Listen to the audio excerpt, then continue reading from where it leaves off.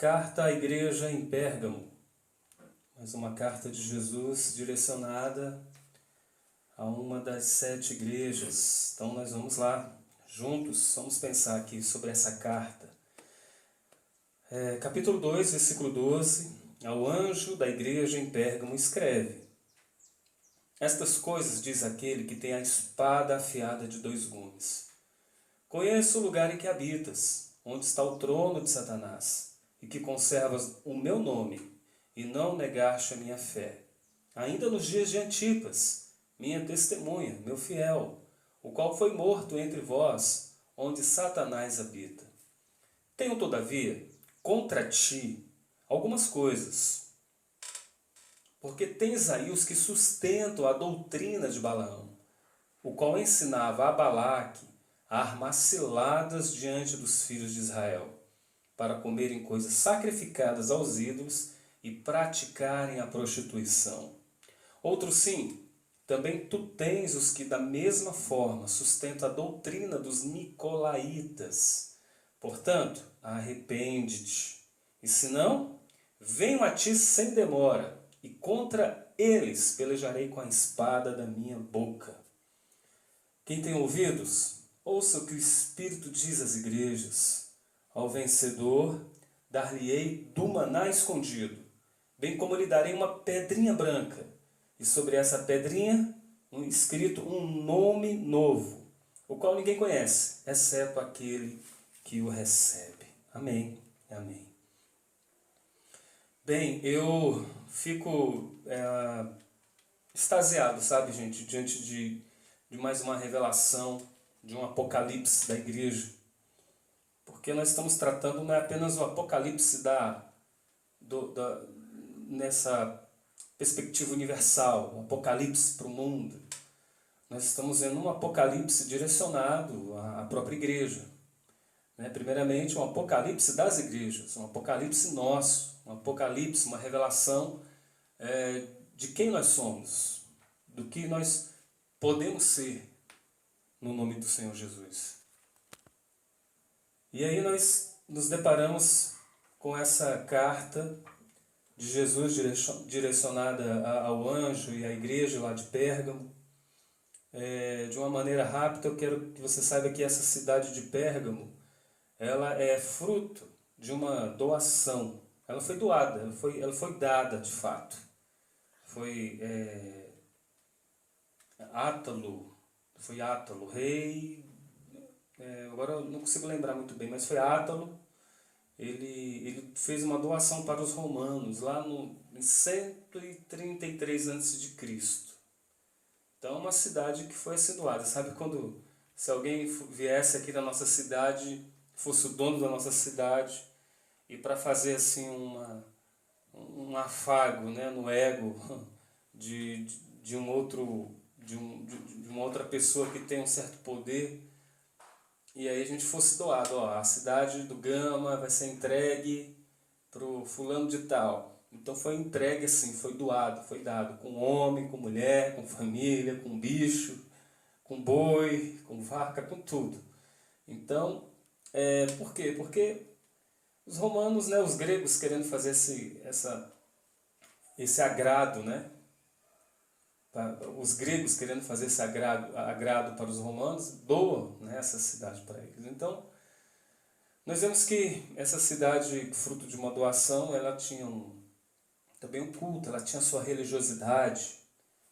Aliás, não havia nenhuma cidade ali na Ásia Menor que não houvesse a sua religiosidade. Religiosidade sempre existiu em todos os lugares, até na tribo mais assim primeva. Se você for numa tribo, que essa tribo indígena ela não teve contato algum com o homem branco, ainda ali você vai encontrar vestígios de culto, de religião, alguma coisa desse porte você vai encontrar, não tem como.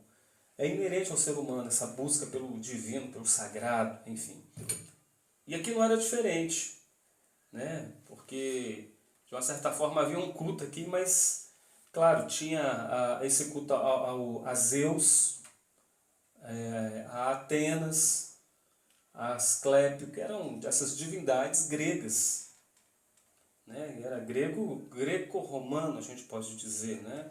Justamente por causa dessa aproximação entre gregos, romanos, aí houve uma difusão, uma fusão, por assim dizer, dessas divindades, né?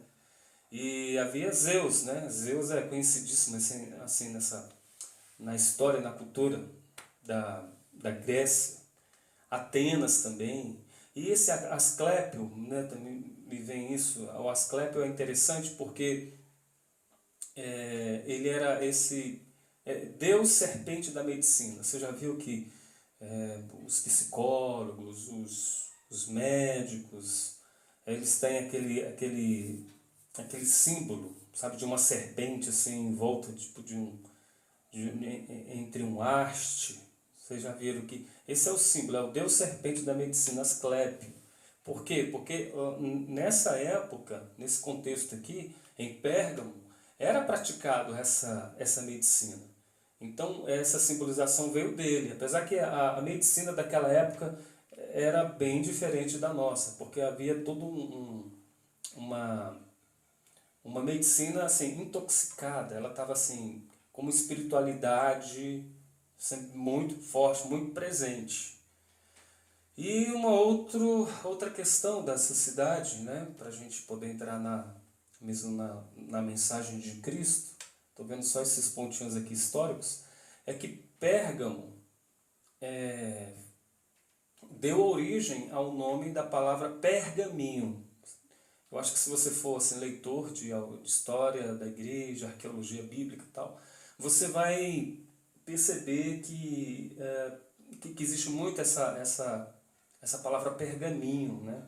Que em Pérgamo era produzido também o pergaminho, né? Um material de papel assim, muito bem feito, muito bem elaborado, sofisticado para aquela época. Então, a escrita, muito das escritas dos escribas, dos fariseus, dos mestres da lei, eram feitos em pergaminhos. Então, Pérgamo tem tem esse ponto assim, histórico dele de que lá era produzido, né, deu origem esse nome pergaminho. E como em todas as cartas, né, estou sendo extremamente repetitivo em relação a isso, é uma carta direcionada a anjos. Eu acredito que eu não precise mais falar acerca do que significa o anjo espiritual que assiste aquela igreja, aquela comunidade, mas é direcionada a ele, ao anjo da igreja em Pérgamo. Escreve primeiramente a ele, né? E a credencial que Jesus se apresenta, olha, quem está falando aqui é esse que tem espada afiada de 2 gumes, isto é faca na caveira, irmão. É faca mesmo que vem e é de 2 gumes. E eu firo a faca, né, que é o próprio Senhor que tem, é uma faca que corta, que penetra, uma faca que abre. Por isso é muito importante nós sabermos que esse é o Senhor da igreja. Ele tem essa espada, ele tem essa possibilidade de discernirmos. E muito mais que isso, ele vai aqui dizendo: conheço o lugar em que habitas, onde está o trono de Satanás.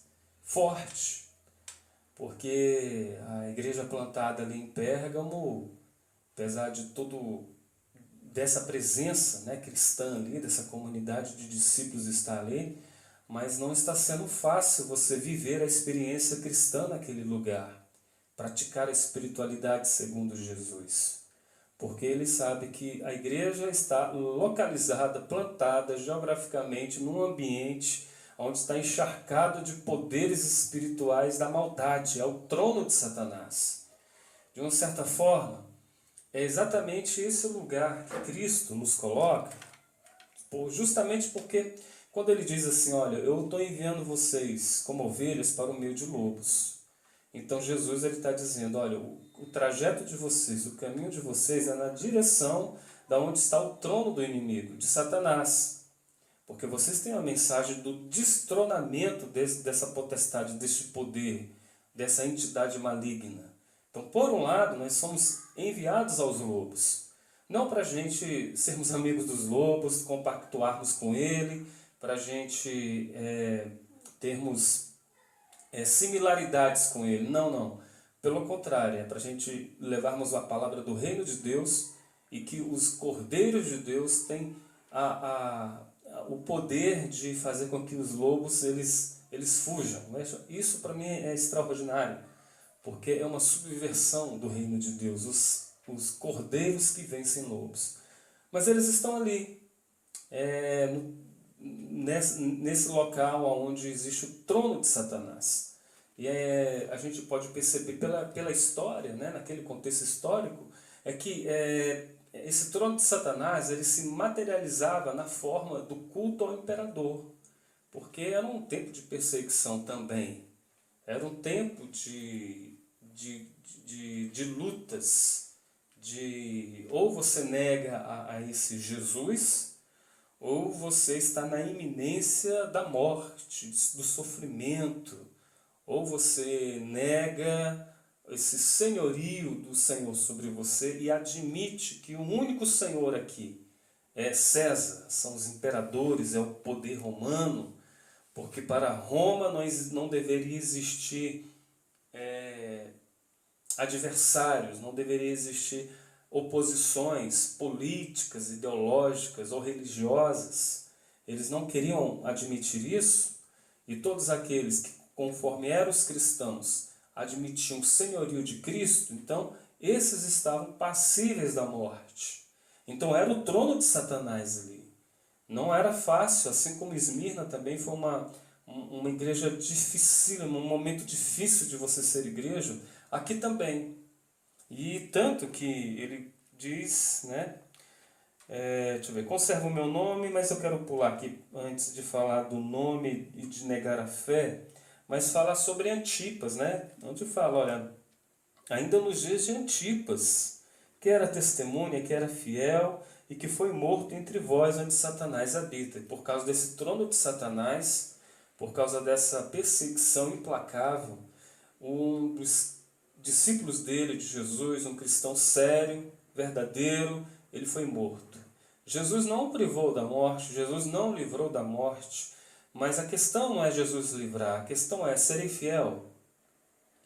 Porque a gente só pensa que Deus serve para a gente se Ele servir para nos livrar de alguma coisa. Então me livra disso, Senhor, me livra daquilo, me livra daquilo outro. E eu tenho certeza que de muitas coisas o Senhor de fato nos livra. Ele de fato nos livra, eu creio nisso. Mas o fato dele não nos livrar não significa que ele não esteja conosco. E a questão não é se ele vai nos livrar, é se independente disso eu permaneço fiel. Porque é que ele é chamado disso, ele é uma testemunha, é o fiel dele, meu fiel. E Antipas, segundo a história, diz que ele foi cozido vivo dentro de um boi de bronze. Se você não sabe, nessa época romana, havia um boi de bronze e que havia como você colocar uma pessoa dentro, havia uma abertura, né, que você colocava uma pessoa dentro desse boi, fechava essa abertura, abaixo dele você colocava o fogo. E ali o fogo ia crescendo, enfim, você era literalmente assado vivo dentro daquele boi. E a tradição aqui diz que ele morreu exatamente dessa forma, cozido vivo, assado vivo dentro desse boi.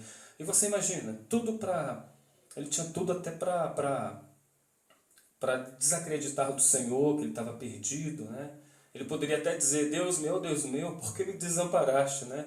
Mas ele não fez isso, ele foi fiel. Ele foi como Cristo, ele foi fiel.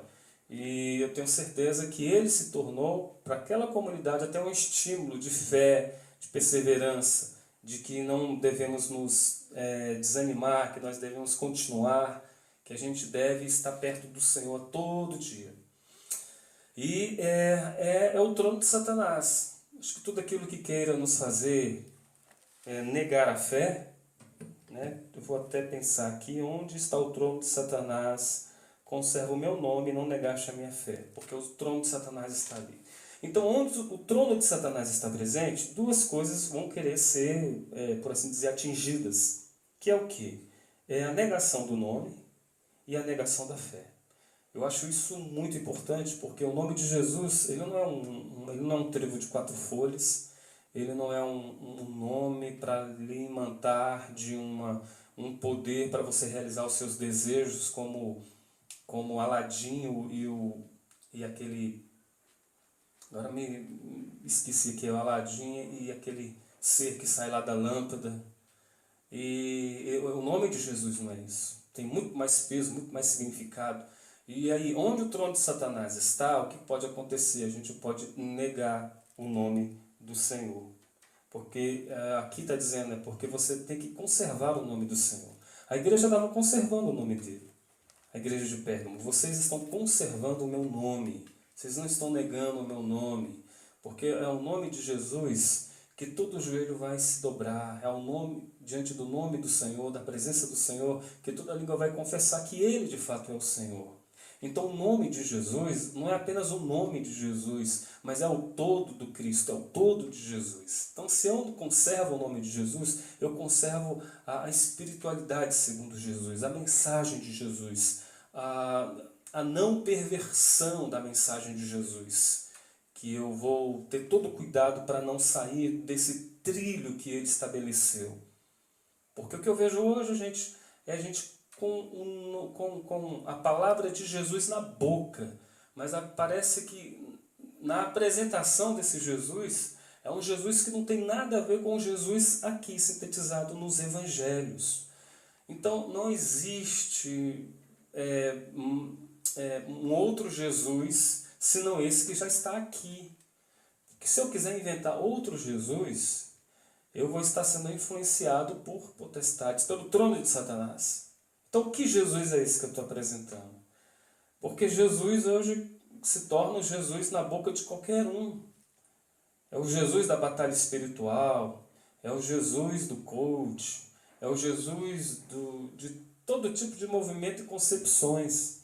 Agora nós estamos vendo aqui que tipo de Jesus é esse, que nome é esse que eu tenho que conservar, que peso, significado tem a palavra Jesus para mim. Né? Quem dizeis os homens que eu sou? Né? Para um vai ser o Jesus da reencarnação, outro vai ser Jesus de uma outra compreensão religiosa, espiritual, até que Pedro dá uma resposta que Jesus disse, olha, essa é a resposta, essa é a compreensão exata de quem eu sou. Eu sou o Cristo, Filho do Deus vivo, Cristo ungido, enviado, aquele que vocês estavam esperando, Filho do Deus vivo. Então a gente tem que ter o cuidado para que a gente não deixe de conservar, né, o nome de Jesus. E também outra coisa, não negaram a fé. Não negaram a fé. Está aqui. Não negaste a minha fé. Que eu também acho isso muito, mas muito importante. Aliás, não é só eu acho, não, é o próprio Jesus, né? É Ele que está falando aqui, não sou eu. Vocês não negaram a fé, vocês creram. Vocês estavam firmes. A fé de vocês não estava pautada nas circunstâncias. Não era porque tudo estava correndo bem que vocês criam em mim. Não, apesar das coisas andarem não numa perspectiva que vocês estavam até esperando, aguardando que as coisas até pudessem melhorar, mas não melhoraram. O trono de Satanás estava aí, vocês estavam sendo perseguidos, espoliados, meus servos estavam morrendo de formas bárbaras, mas a fé vocês não negaram. Eles colocaram a espada na garganta de vocês, ainda assim vocês não negaram a afirmação, a esperança, a transcendência, porque vocês sabem que aqui é uma passagem, aqui nós estamos vivendo um pouquinho do que Deus reservou para a gente, porque nós não somos filhos da materialidade. Nós somos filhos da ressurreição, da transcendência, nós temos uma pátria no céu. Então nós temos algo além, não apenas aqui. Aqui nós estamos ensaiando, aqui nós estamos tendo um vislumbre do que será ainda na glória. Então vocês não negaram a fé. Então fé, vejam bem, que fé não é apenas a fé para se realizar algo. Fé é aquilo que existe para me manter firme, inabalável, convicto, calmo, tranquilo, confiante. Então não é apenas fé não é apenas algo que eu me aproprio para poder receber alguma coisa. Fé instalada em mim é aquilo que mantém a saúde psíquica, emocional e espiritual na minha vida, porque eu sei quem é o Senhor. Eu sei, eu posso confiar no caráter do meu Deus, do meu Pai. E isso é fé, é uma coisa que eu não vejo, mas eu tenho certeza que existe. Entenderam? Então ele continua, né? Ainda nos dias de Antipas foi morto entre vós. Tá. Aí nós entramos saímos desse ponto que Jesus elogia essa igreja, vê o ponto positivo dela, e daí ele entra no tenho algo contra você, tenho algo contra ti, que é o quê? E aí a gente precisa de um tempinho mais, talvez aqui fique mais do que meia hora de áudio, e eu preciso assim da paciência de vocês. Ele diz assim: tens aí os que sustentam a doutrina de Balaão, o qual ensinava a Balaque a armar ciladas diante dos filhos de Israel, para comerem coisas sacrificadas aos ídolos e praticarem a prostituição. Bem, nós entramos justamente nesse momento, nesse período aqui da carta, em que eles ouvem de Jesus, né, uma repreensão dele, de Jesus. Bem, vocês estão ensinando, sustentando, vocês não estão confrontando, vocês estão admitindo a doutrina de Balaão. E por isso a gente precisa de uma maneira rápida, assim, compreender quem era Balaão, né? Por que que eles estavam aderindo a essa concepção religiosa ou ideológica dele. Quem era Balaão? Então, veja só, vou tentar explicar da maneira mais rápida possível, tá bom? Balaão é esse indivíduo da região da Mesopotâmia, certo? E ele foi chamado por Balaque, rei lá dos Moabitas. Balaque chama Balaão para fazer uma mandinga, vou usar uma palavra bem contextualizada, uma mandinga, fazer uma macumba, jogar um encosto coletivo, né? Lá no povo de Israel. Aí Balaão, que foi chamado para isso, fica assim alucinado, porque quem está chamando ele para fazer isso é um cara que tem condição, né? O cara é rico. Opa, se eu fizer esse trabalho gospel aqui, essa boa cumba, não é macumba, é boa cumba, né? Segundo ele, eu vou receber coisa maravilhosa, vai entrar muita grana no meu bolso, vou ter riqueza, vou ter poder, né? Amaldiçoa e tudo que você quiser é teu, cara. Apenas estenda a mão, amaldiçoa, que você vai ter o seu retorno financeiro. Aí Balaão vem, chega diante de Israel, ele é colocado ali na colina, ele vê, né, penso eu, que tem aquela vista assim enorme, vê aquele povo todo acampado, aquela multidão que estava ali, andando para lá e para cá. Só que tem uma história anterior a esse momento, que Balaão é visitado pelo anjo do Senhor. E o anjo do Senhor diz assim: Balaão, não vá, não vai. Lembre-se que até uma jumenta fala com ele. Até uma jumenta fala com Balaão. Você lembra disso? Pois é. O fato é que Balaão, ainda, apesar disso, do anjo ter falado, da jumenta ter falado, mas Balaão ainda está assim com aquela vontade narcísica de fazer o negócio. Nem Deus falando com ele deu jeito. Porque ele, Balaão, consegue dar um jeitinho, ele vai manobrando, um jeitinho brasileiro. Havia uma coisa brasileira ali em Balaão. O jeitinho brasileiro dele, vai manobrando, vai abrindo ali uma concessão. E quando tem aquela possibilidadezinha dele ir, aí ele não perde tempo, ele vai. Porque é isso de fato que ele quer. É por isso que é chamado de a ganância dele. Aí ele olha o povo, na primeira olhada, quando ele vai proferir a primeira maldição, quando ele vai dizer, és maldito povo de Deus, ou Israel, quando ele vai lançar a primeira maldição, da boca dele sai uma bênção. Aí Balaque fica louco e diz, peraí, cara, eu te contratei para amaldiçoar, e você vem aqui e abençoa? Peraí, vem aqui, Balaão, vou te levar para outro canto ali, você vai ver o povo inteiro, né? Vai ver um pouquinho deles, aí eu acho que você ficou muito impressionado. Aí vem aqui para esse outro ponto, tenta ver por outro ângulo aqui e manda a maldição. E quando Balaão levanta a mão para lançar essa mandinga, diz que o Espírito de Deus toma Balaão e sai outra bênção melhor ainda. Aí Balaão fica consternado. O que está acontecendo? Eu estou pedindo para você abençoar, amaldiçoar, e você está abençoando, nós vamos tentar mais uma vez. E quando ele chega lá, na terceira vez, o Espírito de Deus coloca uma palavra na sua boca, novamente. E aí, essa palavra é uma palavra de bênção também, né? Contra todas as maldições e as intenções de Balaque. Aí Balaão chega à conclusão, cara, esse povo é poderoso mesmo.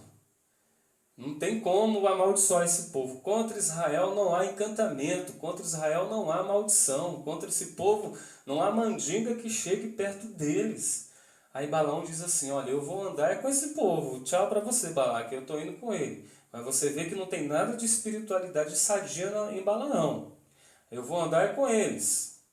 Só que o texto aqui ele tem uma insinuação, que é o quê? Que provavelmente Balaão, ele saindo ali do grupo de Balaque, né?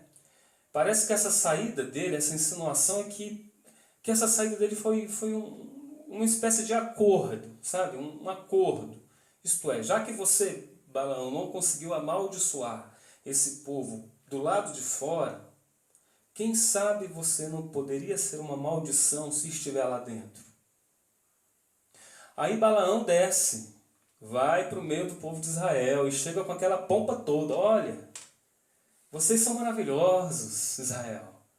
Vocês são inamaldiçoáveis. Vocês brotam, fazem brotar vida. Se vocês plantarem aqui, dá fruto. Vocês são prósperos. Vocês não têm maldição contra vocês. Então Balaão começa a encher a bola desse pessoal. E aí eu digo para vocês, olha, não tem nada mais diabólico do que triunfalismo espiritual. Quando começa a dizer que você é o homem de Deus, que você é a mulher de Deus, que você é o ó do borogodó de Deus, meu irmão, eu digo para você, saia correndo pelo amor de Deus. Fuja quando virem dizendo que você é que tem o poder, que você que foi posto não como cauda, mas como cabeça. Porque tudo isso, gente, soa bonito, mas não se parece com o Espírito de Jesus, que disse que o Filho do Homem não veio para servir, mas para dar sua vida por amor de muitos. Então, a gente só se torna cabeça quando a gente serve, quando a gente é servo.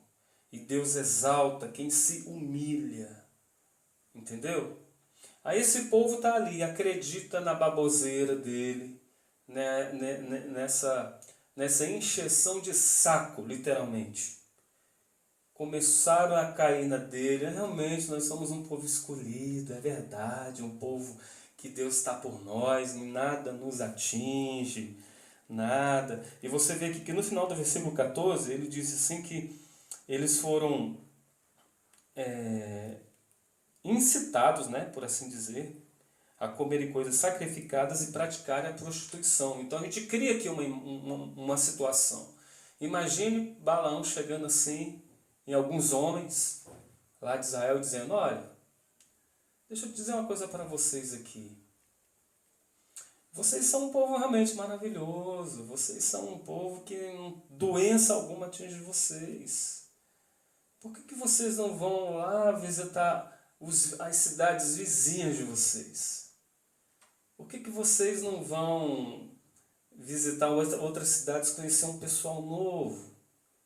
Porque vocês até então me parecem ser uns bananas, porque lá em Moabe, gente, tem umas gatinhas maravilhosas, tem umas mulheres gostosas lá, e vocês estão aqui, sabe, com tudo na mão de vocês e vocês não estão curtindo a vida. Vão curtir a vida. Vão fazer vão se soltar. Dê vazão àquilo que vocês podem fazer. Ele começou com esse papo. Então ele induziu os homens de Israel a saírem pegando todo tipo de mulher, a praticarem a promiscuidade, a induzir também as mulheres de Israel a uma permissividade, né? Então, o que ele não conseguiu fazer do lado de fora, ele fez muito mal estando ali dentro. Vocês entenderam? Então, esse é o contexto histórico e espiritual de Balaão, né? Essa doutrina de Balaão. Porque não há como eu pensar que no nosso meio, durante tantos anos, irmãos, que essa espiritualidade está vigente, ela está viva hoje entre nós. Porque Balaão foi seduzido pela ganância do poder, né? Essa ganância do poder que negocia a alma, que negocia princípios, que negocia a vida com Deus, que negocia tudo em prol de benefícios. Essa é a espiritualidade dele. A igreja de Pérgamo estava caindo nessa.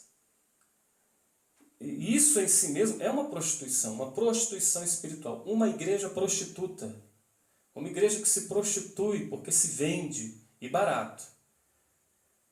O que tem de igreja, de pastores, que por causa de adesões políticas, eles são chamados para aderirem politicamente, em troca de um terreno. Olha, vem aqui, me cede o palco, me favoreça, que o terreno é teu.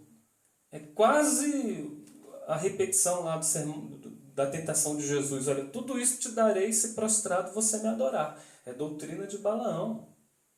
Então é negócio com o diabo, é negócio com Satanás. Então se você vende a sua alma para esses poderes antagônicos,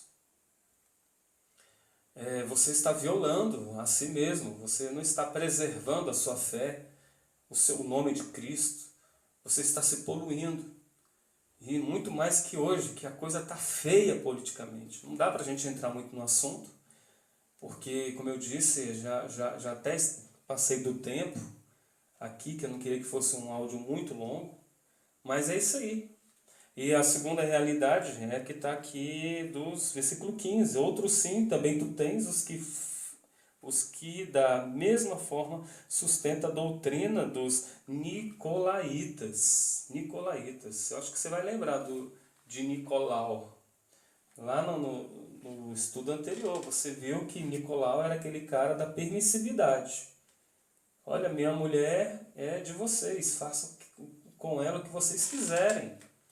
Porque antes de vocês falarem para mim que eu sou corno, eu mesmo me faço diante de vocês, para que não tenha desculpa de ninguém chegar em mim e caçoar de mim. Então é assim, a espiritualidade do vamos fazer tudo. E eles desenvolveram, né, uma teologia que era essa fusão, né, dessa doutrina, né, de Balaão com essa concepção também filosófica, doutrinária de Nicolau, né, que é, olha, se você quer ser santo, é possível, não tem problema, mas porque o seu espírito é intocável, o seu corpo é mau mesmo, usa seu corpo como você quiser, né, Nicolau? Porque usando o seu corpo como você quiser, não tem problema, o seu espírito vai ficar intocável. Então ele fazia uma separação assim impossível, ele não entendia que corpo, alma e espírito estão interligados, um atinge o outro, né? Aí Jesus diz, olha, vocês estão vivendo sob essa influência da doutrina de Balaão e dos nicolaítas. Mas Jesus diz, olha, se vocês não se arrependerem, portanto, arrepende-te. Olha lá a metanoia, que é a mesma palavra dita à igreja de Éfeso, vocês precisam se arrepender. É uma igreja que se arrepende, não é o mundo que tem que se arrepender, não é o bar da esquina, não é o centro de macumba ali, não é a casa da prostituição ali, não. Jesus olha para a igreja, para o corpo dele, gente. É para a igreja dele, ele diz, olha, vocês precisam se arrependerem. Porque se o anjo da igreja, se a comunidade não passarem por um processo de metanoia em relação a tudo isso, se vocês não caírem em si, eu venho e vou fazer a diferença entre vocês e eles. É isso. E vocês lembram que é um Jesus que ama. Ele está falando isso porque ele ama aquele povo. Ele quer cuidar deles. E Jesus continua, eu venho a ti, pelejarei contra eles. Ó. Por isso, venho a ti. Ele faz uma separação. E vou pelejar contra eles. Existe um ti e um eles. E eu vou pelejar com a espada da minha boca. Essa é a palavra que sai da boca de Deus. Então Jesus está dizendo, eu venho a ti. Olha, venho a ti. Teologicamente, no estudo da teologia, essa volta de Jesus, o nome dado teologicamente para o estudo da volta de Jesus é parousia. Mas aqui nós estamos vendo uma parousia subjetiva. Não é essa volta de Jesus que todo olho verá. Está falando que eu tenho que me manter em estado permanente de existência escatológica. Eu, você. Porque o tempo está próximo, sim, mas ele vem a qualquer momento para mim. Pode ser como um ladrão à noite ou não, mas ele me coloca em estado de vigilância permanente. Ele está dizendo, em outras palavras, é que não pense que eu vou voltar apenas quando eu voltar para todos. Não, de maneira alguma. Eu volto todo dia para muita gente, eu estou voltando todo dia para muita gente e exercendo um juízo subjetivo com aquele indivíduo. Não vai ser para todo olho ver, não é para todos verem, mas eu venho para aquele que tá precisando dessa minha volta, desse meu confronto. E vem, e eu não tenho como negar que ele veio, quando ele me encontra em conluio com Balaão, com Nicolaítas. Apesar de você ver, né, uma igreja que não negou, que conservou o nome, que não negou a fé. Mas esse que está falando, ao mesmo tempo, tem espada de dois gumes. Ele fere o inimigo, eles, mas a espada de dois gumes tem uma ponta para cá. Ele fere também a quem utiliza. Então a igreja está sendo ferida também aqui. Mas é uma ferida que Deus está permitindo ser aberta essa ferida para tentar curar esse povo. A palavra de Deus é livre, gente. E aí ele diz, eu venho. Eu tenho uma liberdade total de ser Deus para ir e vir quando eu quiser, quando eu desejar. Eu tenho a liberdade de ser o Senhor. E a gente fica imaginando como é que ele vem, quando ele vem, da forma que ele vem, se vai mandar alguém. Não, Deus é livre, ele não depende de mensageiros. Ele vem e traz a sua espada afiada. E o convite dele é, mudem a mente, se arrependem. Porque ele diz sobre a bênção daqueles que vão vencer. Ao vencedor, né, aquele que perseverar, aquele que em si mesmo vive esse processo de arrependimento, aquele que não se conformar com este século, aquele que está renovando a mente, aquele que está se curvando ante a mim, que entende do meu senhorio, que quer se submeter à minha palavra. Esses que são meu povo mesmo, né? Que tem essa mente que não para de se analisar, de se checar, de abrir o pacote mental e falar, Deus, olha eu aqui, tira de mim o que não é do teu agrado. Deus promete para esses, olha, vocês vão entrar em um mergulho profundo no ser de Deus. Né? Quando ele diz aqui, dar-lhe-ei do maná escondido, um alimento. Você vê que Jesus promete exatamente aquilo que está sendo espoliado deles, que é o alimento. E alimento é vida, maná, pão, é vida. É o alimento, eles estão com fome, eles estão passando privações, eles estão passando dificuldades. Aí Jesus olha para eles e diz, olha, vocês vão comer o maná. O alimento que é só de vocês, está preparado para vocês. Essa fome que te mata hoje, Vocês serão supridos por um alimento imperecível. Não existe romano, poder algum político que vai tirar esse alimento de vocês. Será de vocês. Eu vou dar esse alimento que está escondido, preservado, exclusivamente para vocês, meus filhos, diz o Senhor. Eu acho isso lindo, isso é uma palavra de ânimo para a gente perseverar, para a gente não vivermos aquém dos planos de Deus.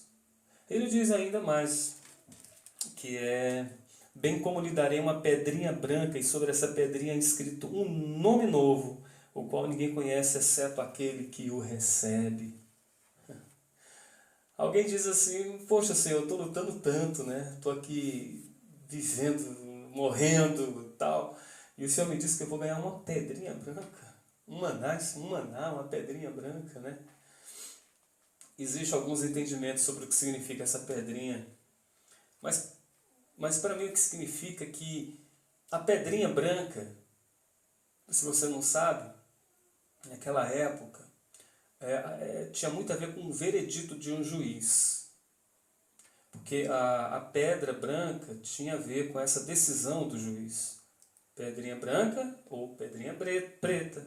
Se o indivíduo fosse culpado, ele tinha a pedra preta. Se ele fosse absolvido, né, inocentado, justificado, pedrinha branca. E o que Jesus está dizendo é, olha, no meio de toda essa confusão, eu sei quem é quem. Eu sei quem é absolvido, quem é justificado, quem é meu, quem tem vida eterna. E eu sei que tu estás absolutamente absolvido e justificado. Você receberá uma pedrinha branca. Justificação. E nessa justificação você vai receber um novo nome nessa pedrinha branca. É nesse momento que você vai deixar de ser você e eu vou deixar de ser eu, é um novo nome. Eu não sei qual é, você também não sabe, mas só aquele que recebe vai saber o significado daquele novo nome. Então, gente, olha só. A maior fascinação política é a autoafirmação. Aí vem Jesus dizendo, não, essa autoafirmação aí, ela é uma afirmação boba diante da afirmação que eu vou fazer com você. Eu vou entregar para você essa pedrinha com a afirmação de quem você é, com um novo nome. Muito, muito lindo isso aí que Jesus faz com sua igreja. Essa palavra de ânimo, palavra para livrá-los da tentação, porque Jesus, da tentação de se desviar dos caminhos dele. Porque Jesus tem uma repreensão aqui, como nós vimos. Vimos o caminho que a igreja estava indo. Então, pense nessa palavra e veja se isso não se aplica a você, a sua igreja, a igreja do Brasil, a igreja do mundo.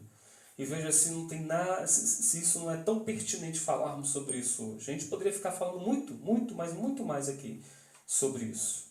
Mas não há intenção, né, nós nos alongarmos mais. A questão é, igreja, não se prostitua com o poder político, com os benefícios. Porque tem de pastor que quer ficar do lado de poder político, quer tirar foto do lado do presidente, de senador, quer estar isso, quer fazer aquilo, quer a pompa, quer aparecer, quer mostrar que está do lado do poder. É exatamente isso que tira a essência. É exatamente isso que dilui a alma da igreja, de pastores, de gente. Então, promiscuidade não é só você se envolver com a prostituta na esquina. Não é. Quem dera se o problema fosse só esse. É exatamente quando a gente mistura politicagem com a espiritualidade.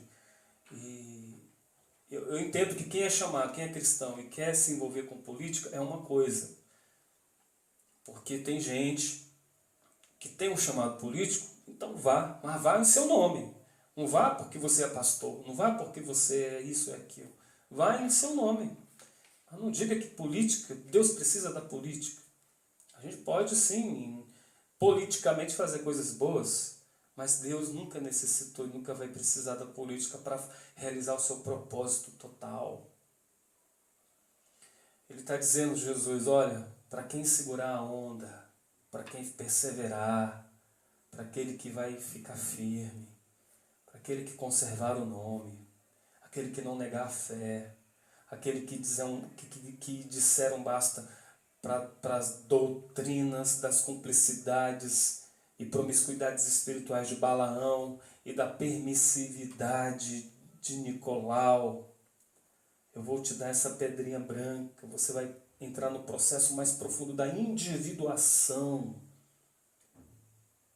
E essa promessa para a eternidade, porque você recebe a pedrinha branca como justificativa. Você vai ser o que tem que ser em Cristo Jesus.